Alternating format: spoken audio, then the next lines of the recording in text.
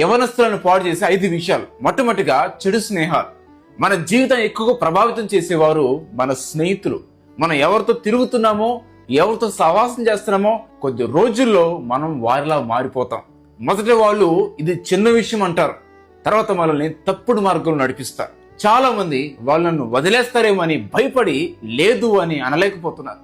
కానీ నిజమైన స్నేహితుడు మనల్ని చెడ్డ మార్గంలో, చెడు మార్గంలో మనం లాగడు, మనల్ని మంచి మార్గంలో నడిపిస్తాడు. మీరు దేవునికి దగ్గర కావాలంటే మీ స్నేహాలు మార్చుకోవాలి. నెంబర్ 2, సమయాన్ని వృధా చేయడం. మనకు దేవుడిచ్చిన ప్రతి రోజు ఒక వరం, ఒక గిఫ్ట్. కానీ మనం దాన్ని ఎలా ఉపయోగిస్తున్నాం?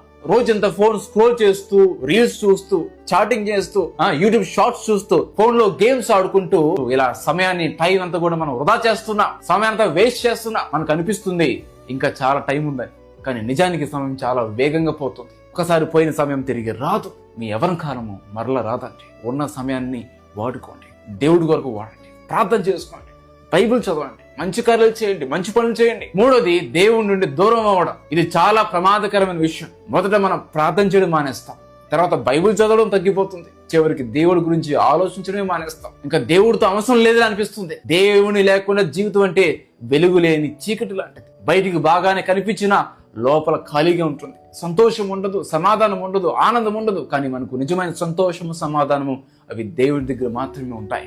4వది, చెడు అలవాట్లు. యవనస్తులు చెడిపోవడానికి కారణం ఏంటంటే ఈ చెడు అలవాట్లు. ఈ చెడు అలవాట్లు మెల్లగా వస్తూ ఉంటాయి.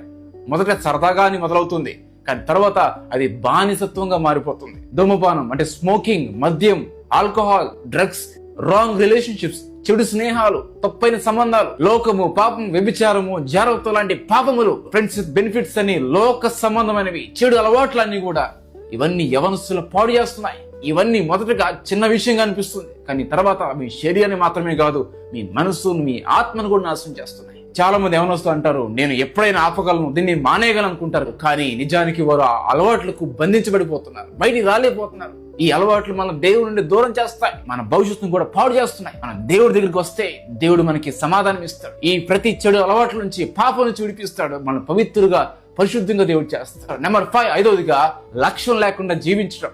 ఈరోజు చాలా మంది యవనస్తులు ఎలాంటి లక్ష్యం లేదు, ఎలాంటి గోల్ లేదు. వాళ్ళు ఇంట్లోనే ఒంటరిగా కూర్చుని ఉంటారు, ఏ పని చేయరు, ఏం చేయాలో తెలియదు, లక్ష్యం లేదు, డ్రీమ్స్ లేదు. కాబట్టి జీవితం అంతా కూడా నిరుత్సాహంగా మారిపోతుంది. అలా ఖాళీగా ఉంటే మనం సోమర్తనంగా అలవాటు పడిపోతాం. ఇక్కడే ప్రమాదం మొదలవుతుంది. ఖాళీ మనసులో సాతాను చెడు అలవాట్లు వేస్తాడు. మెల్లగా అవి ఆలోచనలు మళ్ళీ చెడు పనుల వైపు తీసుకుని వెళ్తాయి. చివరికి మన జీవితం పాడైపోతుంది. కాబట్టి మీ జీవితాన్ని ఒక లక్ష్యం పెట్టుకోండి, ఒక డ్రీమ్ పెట్టుకోండి, దేవుని చిత్తాన్ని తెలుసుకోండి. మీ జీవితానికి అర్థం ఉంటుంది.